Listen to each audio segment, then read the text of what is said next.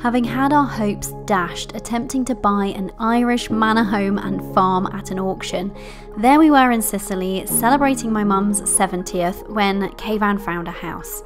It was not a unicorn. It didn't tick all of the boxes on our list. It was a bit of a curveball, but it piqued his interest sufficiently to prompt us to book a quick trip to Ireland almost as soon as we touched back down after Sicily. I had reservations. This wasn't what we had agreed we were looking for. It wasn't even in the location we'd settled on. It didn't bear all of the hallmarks of what we'd decided would be our forever home. What I wasn't expecting was my reaction when we arrived at the property and the drama that unfolded after.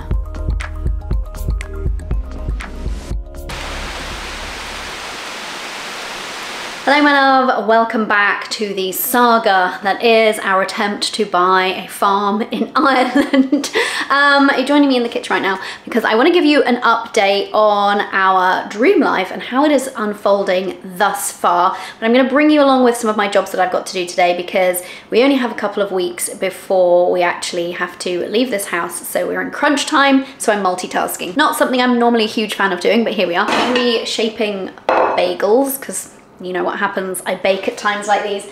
Will we be able to buy a house in Ireland so we know where our forever home is before we actually set off on our year of travel?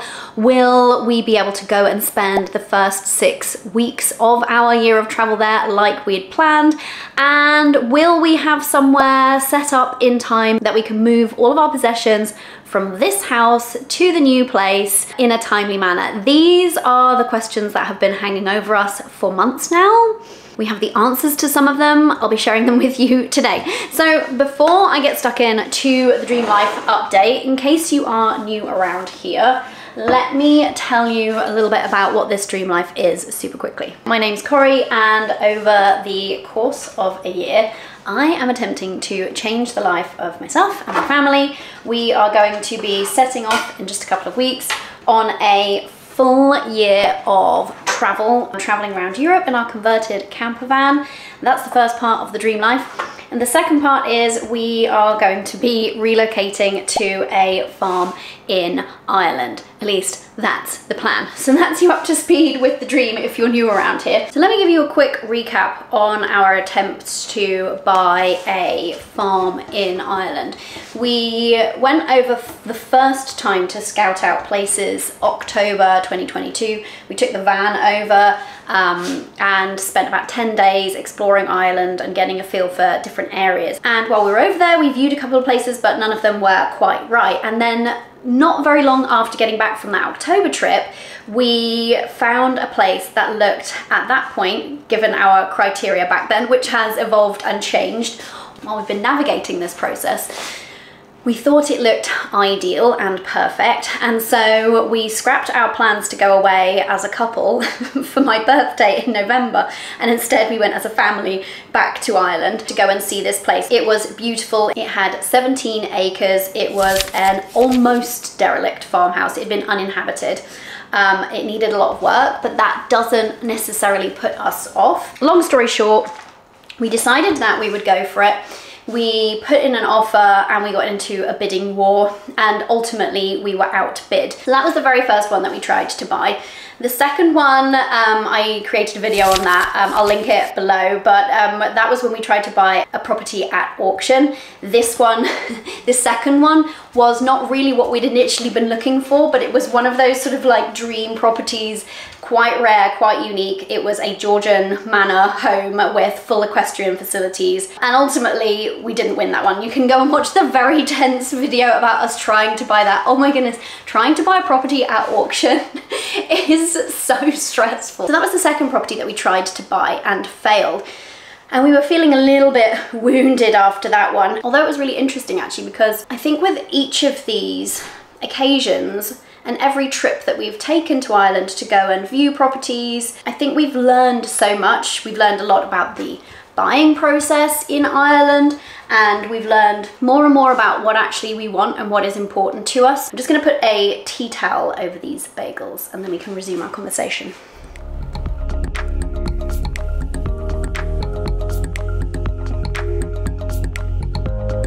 Got some tea. let's continue. Ooh, speaking of which, this is a new mug by my mum. So pretty. She made it specifically for me to take in the van. Love it. So I'm gonna have to take extra good care of this and find a way of transporting this delicately. Anyway, back to the timeline. So we tried and failed to buy a place in Leash, a rundown farmhouse with 17 acres. We tried and failed to buy the house at auction, a Georgian manor with like 34 acres, full equestrian facilities. That was in the same area. And we were feeling a little bit wounded, as you can imagine. However, I did reflect afterwards, as you do on these things. And not only did I learn something every time, I think that actually in hindsight, those two properties weren't the right things for us. And it made me re-examine what I really did want. So for example, with the Georgian property, even though it was beautiful and had so much potential for grandeur, that isn't really what I necessarily want from our family home. I'm also not really looking for a restoration project. Yes, a renovation, but something that's special architecturally deserves the full attention, and we don't want to be spending all of our time inside meticulously transforming something and reinstating its former glory. We want to be establishing our lives largely outside. Those were the two first attempts. Then we found ourselves in Sicily. I booked a really beautiful trip for a week for myself and my family to celebrate my mum's 70th. It was a surprise. It was amazing. We had the best time. And while we were there, Kayvan was continuing the search. He is searching almost daily online, looking for what's come to market, what's new. He found a property and he was like, I think I have something. And I was like, let me take a look. It did not tick our boxes. So it was not in the area that we'd said. It had fewer acres than we'd previously agreed we needed. It wasn't any kind of period property, which was something we were looking for. It didn't have any equestrian facilities. And because of the location, it was significantly further from Dublin Airport than our original search area. And that's something that was important to us. I was like, oh, but there were some things that were special about it. It was actually a 1980s property, which I would never have considered. I'm not a fan of newer, I know that in some areas in the world that's not new at all, newer builds typically. I really like character, but it had been built in the farmhouse vernacular, and sympathetically so, without being a bit twee in doing that. You know what I mean. And it was really quite large, but not too big, because that was another thing that I learned from the Georgian places. There's only 3 of us. We don't want to be knocking around in a 7-bedroom place, right? With various rooms upon rooms upon rooms. And because it was 1980s build, it had a ton of potential for just moving in and doing largely cosmetic work. Nothing structural was really required. The wiring wasn't super ancient, you know, the roof was intact, all of these things that weren't necessarily true of the previous places that we'd considered. So it made it an interesting proposition. The other thing is, because it had been built by somebody who wanted to spend their retirement in there, it'd only ever been lived in by 1 adult at a time and 2 consecutive adults. That was it. So we knew it was probably going to be in really good nick. And the other thing that was interesting about it is it had this really large, really quite new outbuilding, which was like a studio come like quadruple garage, really big space. So that was something very interesting to us for various reasons. Could be a workshop for Kayvan, could have an office in there for me, could have an Airbnb in there. It was so big it could potentially fit all 3. So it had some things going for it. But like I said, it wasn't ticking all of our boxes, but something kept bringing Kayvan back to it again and again. So I said, okay, let's go and check it out. While we were in Sicily, we booked our tickets and we had a very quick turnaround. We got back from Sicily and almost immediately set off again to Ireland. And it was a bit of a beast of a trip, because we didn't have much time. My husband couldn't take much time off work, and so we had to basically get there and back in about 24 hours, which was really quite a tight timeline. And it was a 3.5–4 hour drive from Dublin Airport, so it was a pretty intense trip. So we got to the property. I was not really expecting much. I was, if I'm honest, I was going along kind of to humor him. What I hadn't been expecting was my response to the property. Oh, that's my alarm. I have to go get my bagels out of the oven. 1 sec. Where were we? So on the day of the viewing, we started driving up to the property, and I say up because it is up on a hill. And as we are driving closer, the landscape is getting more and more beautiful, and I'm thinking, oh, oh, because for me, the thing that was really discounting this property, for me, the acreage is kind of neither here or there. Some of these other factors that are important to Kayvan are kind of important-ish to me. But I had been really concerned about the location because of its distance from Dublin Airport. And I'll share a bit more on my thoughts on how I'm thinking about this now. So it was the thing for me that I was thinking, I don't know that I can live that far from Dublin and therefore that far from getting back here to where we live now to see my parents, family, friends, etc. And as we started this drive up to the property, I was reminded of our first trip over to explore in October when we'd seen this area. We discounted this area because of the distance, a little bit too west for us. And I remembered, oh, it's just so beautiful though. It just speaks to my soul. There's something about the landscape there that I just have this feeling of like my soul doing a happy sigh. That's how I can describe it. So I was thinking, as we're driving towards it. We drive up this lane, private lane, to the property, and we pull up and we look out. We haven't even stepped into the property yet. And I'm absolutely speechless, which is rare for me. Absolutely breathtaking view, including a ruin of a castle. Oh, for me, that's just so like romantic and wonderful. There was a number of viewings happening that day, so it was a little bit tense because we knew that there was a significant amount of attention to this place. Previously, that hadn't been bothering me, but now that I'm seeing this area, now that I've seen the view, I'm thinking, oh, maybe it does matter. Maybe I am invested in this one. We walked into the property. As you walked through the downstairs of the house, through the utility, through the kitchen and diner, into the formal dining room and then into lounge, every single room was oriented to maximize the view.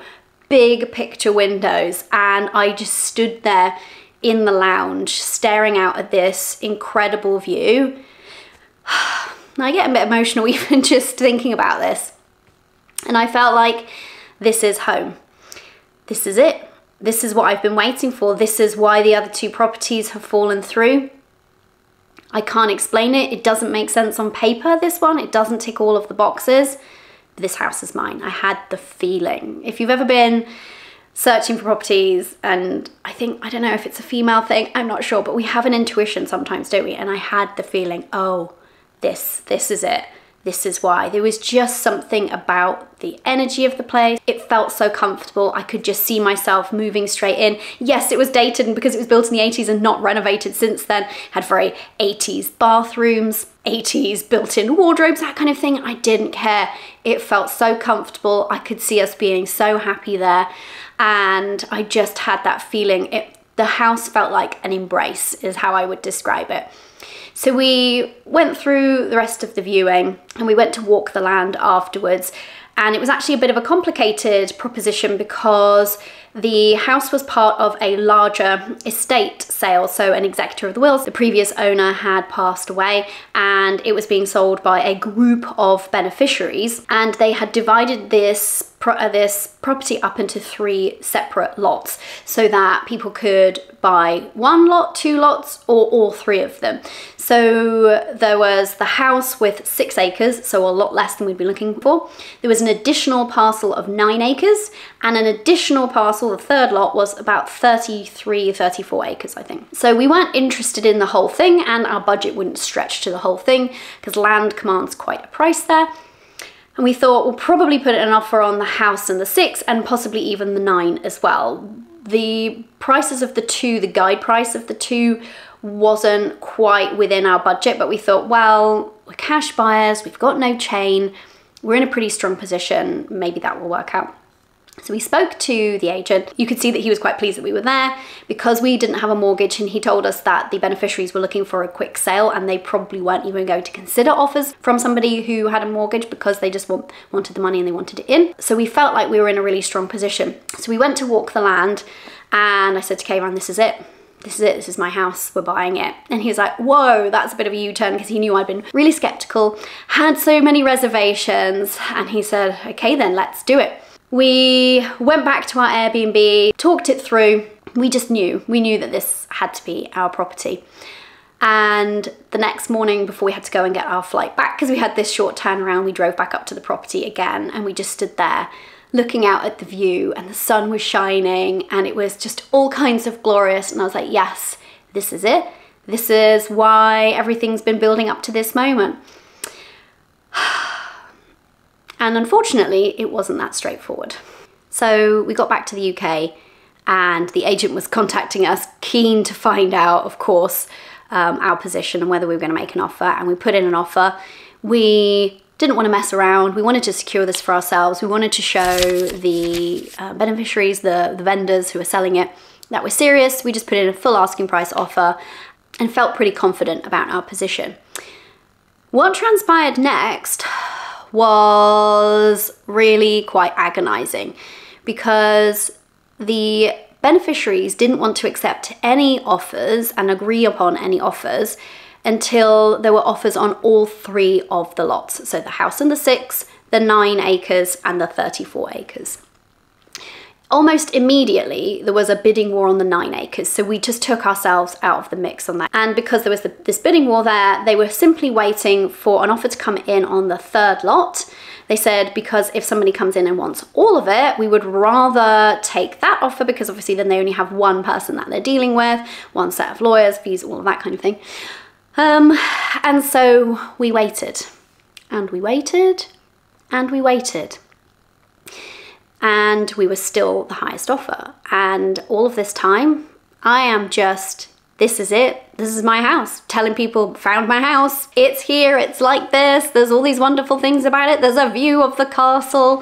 I mean, it's all kinds of wonderful. I had completely reconciled the complete change of location in my head, because actually, having thought about it, as nice and convenient as it would be for us to be closer to Dublin Airport, we can fly directly from Dublin Airport to our hometown in 55 minutes. So if we're only an hour from Dublin Airport, like we're talking door to door, or just a small handful of hours to be back home if I wanted to see my parents or see my family, friends, that kind of thing.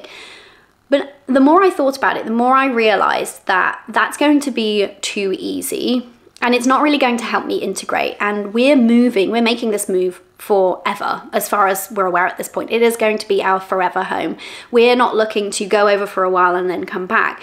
And thinking about integrating and also helping my daughter integrate, I realized that it could be really difficult for her and for me, and really kind of confusing if we're bouncing back to the UK all of the time. If we were only an hour from Dublin Airport and the flights are really cheap, there'd be nothing to stop us coming back a couple of times a month if we wanted to, which would make me, you know, less inclined to really make a good group of friends and integrate into the local community, which would make me less inclined to even do things like find a new hairdresser. And so I would be like, oh, well, I'll just keep going back to the UK and having my hair done. Oh, well, I may as well see my doctor. Do you see what I mean? Like, there's so many things that I would just not bother doing, finding, setting up and establishing if we could so easily pop back. And while it would make the separation from family and friends feel easier at first, I think long term for us, and actually making the move there, being part of this new place and settling in, I think actually a bit of extra distance that makes it just that bit less convenient is actually going to serve us. So I then was all in on this location, and this house had stolen my heart. And it was really quite funny, because the house itself on paper was far less remarkable or special than the Georgian property, the auction property, and I didn't care at all. It just felt like home to me. And it's really interesting, isn't it, how you can have a list of what you think are, these are our key criteria, and then something comes along that blows it all out of the water and you're like, don't care about any of that anymore.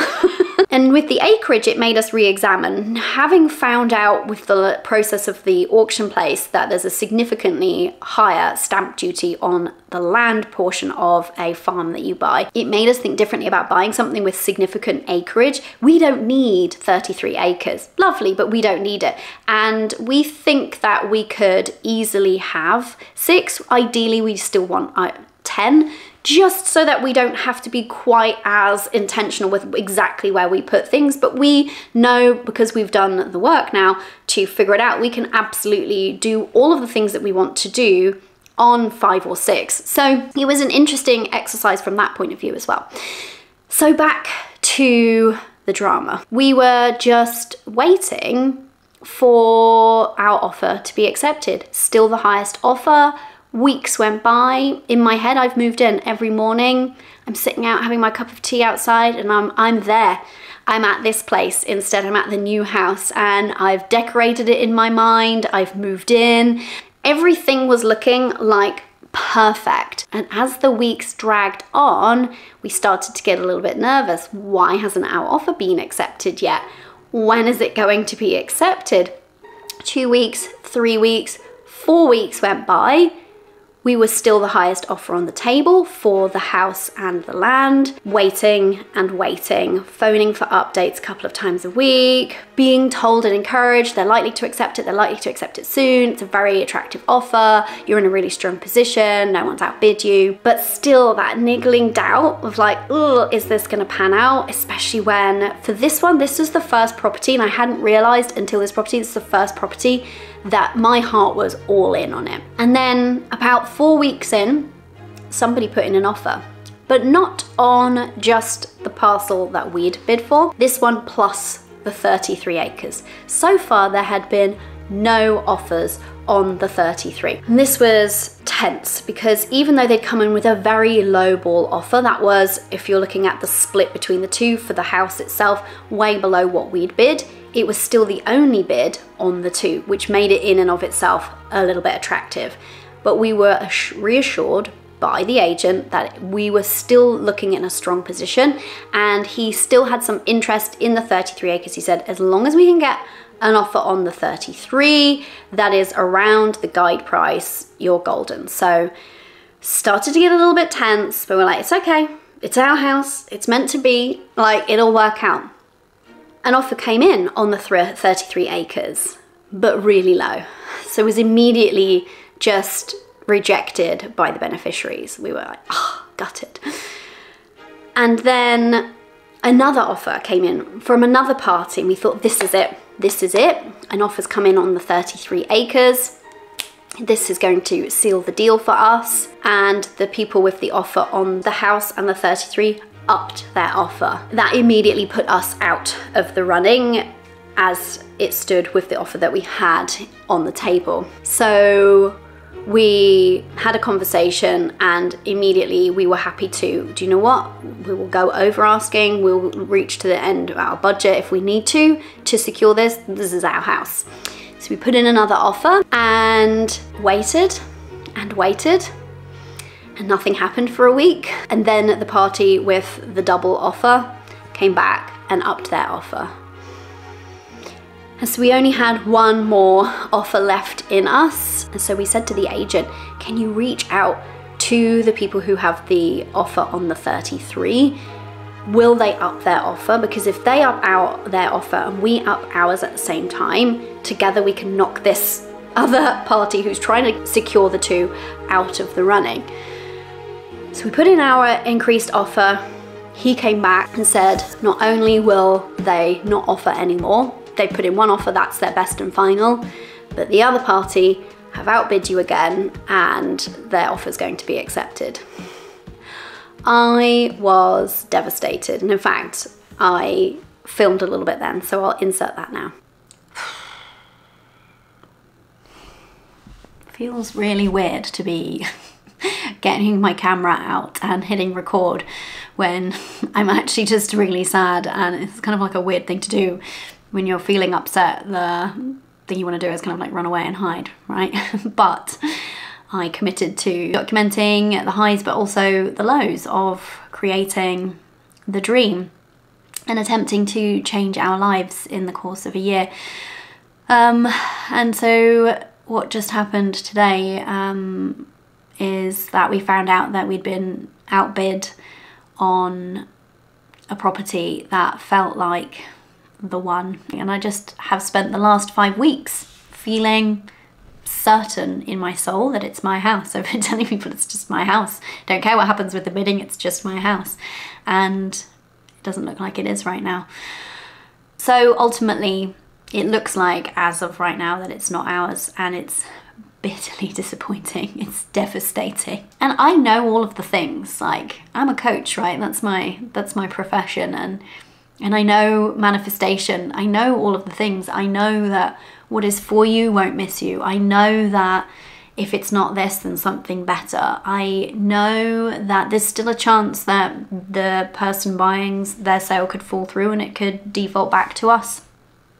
I know these things, and I'm bitterly disappointed. Maybe tomorrow, you know, things will feel different, but just right now, things feel I was literally heartbroken. At first I was just confused because I was like, but this is my house, and I'm the sort, if I want something, I'm all in on it. I'm not holding back and telling myself, oh, don't get your hopes up too high. I am hopes all the way high. So I was devastated. I was really, really gutted, and it took me a minute to come back from that, because I had genuinely felt like it was the one. Then spent another good couple of weeks thinking, well, the sale will fall through, something will happen and it will be ours. It hasn't fallen through.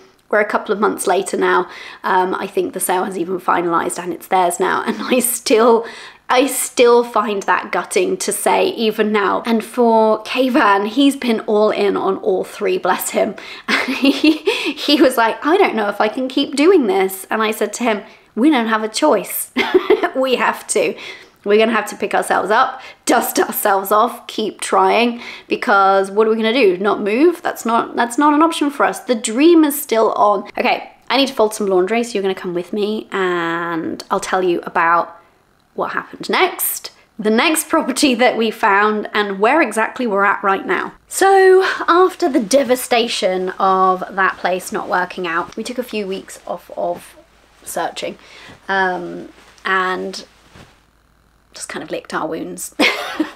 But we have continued looking since then. The unfortunate thing has been there have been very few new properties coming to market. It's been quite slim pickings. And then we thought we found a house that looked really interesting.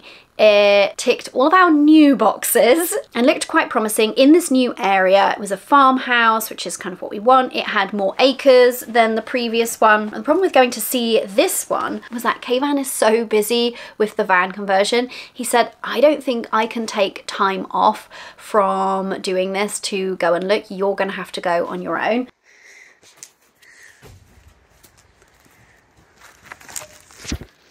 Hello. Oh, I might go buy us a farm. What do you reckon? I think it's a good idea. Okay, you stay there, yeah? Okay. Stay right here. Bye. Bye. So I decided to take my daughter out of school and to come with me, because I thought it would just be kind of boring on my own, and also making that kind of decision on my own. I know she's only 11 and she's not going to be like the biggest decision maker, but it's nice to have an extra opinion. And she's actually a really good co-navigator, so driving through the west of Ireland to get there, I knew that she'd be a great co-pilot. We booked a trip, so we went over to see this house. This house, which Kayvan would have happily bought at a distance. He said, we know what we want so well at this point. We've seen so many properties. I feel like I could buy this unseen. Now remember, we were going to buy the Georgian property more or less unseen. We'd driven kind of up to it. We'd seen considerable photos. We hadn't been inside it. He said, I'm happy to just put in an offer. If you want to go and see it, like go and see it, check it out. I know that's important to you, but I could happily just buy it. And I looked at it and I thought, I'm even tempted that I could, but I still felt my instinct was to go and check it out for myself. And I'm so glad that I did. We turned up and it was a beautiful day. The sun was shining. We're driving up to the property. I'm thinking, this is promising. It's uphill, so should have some really commanding views of the countryside. It's quite beautiful surroundings there. We get out of the car. The first thing that happens is my daughter steps out of the car and we hear a horse whinnying. Of course we do. This child and horses are just have a unique and special bond. Everywhere we go, a horse will seek her out and she will seek it. And we couldn't even see this horse, but it knew she was here. It was calling for her. And it was on the other side of the property. So she was quite happy chatting with the horse, stroking its nose, feeding it some grass. And I got out of the car and I looked at the house and I thought, ooh, I'm not sure about this one. I thought, no, don't judge it yet. You haven't been inside. So the agent showed up, we walked in, and I just had a full body, nope, nope, not our house. This house was okay, but the thing that I hadn't anticipated, the thing that I couldn't have known if I hadn't stepped foot in the property, was that it would be possible to have 24 acres of land surrounding a house on the top of a hill and no view. No view to speak of. No view from inside the property, no view from upstairs in the property, no view from the garden of the property. I was walking the land like, if I take this hedge out, will there be a view? No. If I took that next line of trees out, would there be a view? No. My mind was blown by the fact that you could have so much land, be so surrounded by countryside and have no sense of it from the property itself. So I am so glad we went to see this, because even though my brain was trying to fight me and say, well, look for things that are good about this because we're getting quite far along in our timeline here, it would be pretty convenient if this one worked out. You also just spent more money, more time coming over for another trip, and you're immediately discounting it. So my brain was trying to fight me on it. And ultimately though, it was just a no. I could not live there. I am moving to the countryside for a sense of spaciousness, and I hadn't really put on my list of criteria before a view, because I kind of assumed there would be some sort of view, and everywhere we'd seen and bid on thus far has had a view. So I was taking that for granted. And now we know. But ultimately, it wasn't the one. But we had a great time. We stayed in a converted shepherd's hut. My daughter's always wanted to stay in one, but because it's always the three of us traveling, 3 people and a shepherd's hut is not going to work. But for the 2 of us, it was perfect. And we had a really lovely couple of days in the local area. Just felt even more certain that this area is for us. And it was actually a lovely trip, but ultimately unsuccessful in terms of finding our dream property. So where does this leave us? It leaves us without a property. It leaves us without anything in the pipeline. We have learned a lot from this whole process. Every time we go over, every time we've bid on a place and been unsuccessful and had our hopes dashed, we've learned more about ourselves, about what we really want. And so we are feeling at this point, even though it's been way longer of a journey and a lot more challenging than we'd anticipated at all, I still feel certain that we will find our dream farm. We can't not, ultimately. And I also just am quite philosophical about these things. I feel like when we find the place that is ours and we move in, we will look back and it will make sense. It will make sense why it had to happen this way. There will be a reason, there always are. But it's left us in a bit of a pickle. This leaves us without a house in Ireland. It means that we cannot spend the first 6 weeks at our new home in Ireland as planned, because we don't have one. So that is off the cards. It also means now that we have a bit more of a headache with moving, because we had planned to move all of our stuff straight to Ireland, and now we're just having to put it in storage locally. So this is where we're at right now. The dream is still on, the search continues, but we've had to modify our travel plans, we've had to modify our storage solutions, and the other thing is we're going to have to continue searching whilst we're traveling around Europe, which is doable. It's just not ideal, and we wouldn't have chosen that. And we're a little bit disappointed that we haven't pulled it off yet. But I know that the dream place for us is out there, and we will find it. And this is it, right? The dream life doesn't always go smoothly, but it is worth it. So the dream is still very much happening. Phase 1, in fact, of spending a year traveling is about to kick off in just a few short weeks. So we really don't actually have time to linger in disappointment, and we're still excited despite the setbacks so far. It's kind of part of it. And I committed, didn't I, to documenting the journey and all the twists and turns and bumps in the road, as well as all of the fun and the celebrations. So here we are in that. Join me next time. I don't even know what we're doing next time because life is rolling along so quickly, but I'll be doing some kind of preparation for van life, probably preparing for hair, beauty and well-being. That is something that needs my attention because a year on the road, it's gonna need some forethought. So join me next time and see what we're up to as we try to create our dream life. And until then, go live your dream life. Bye for now.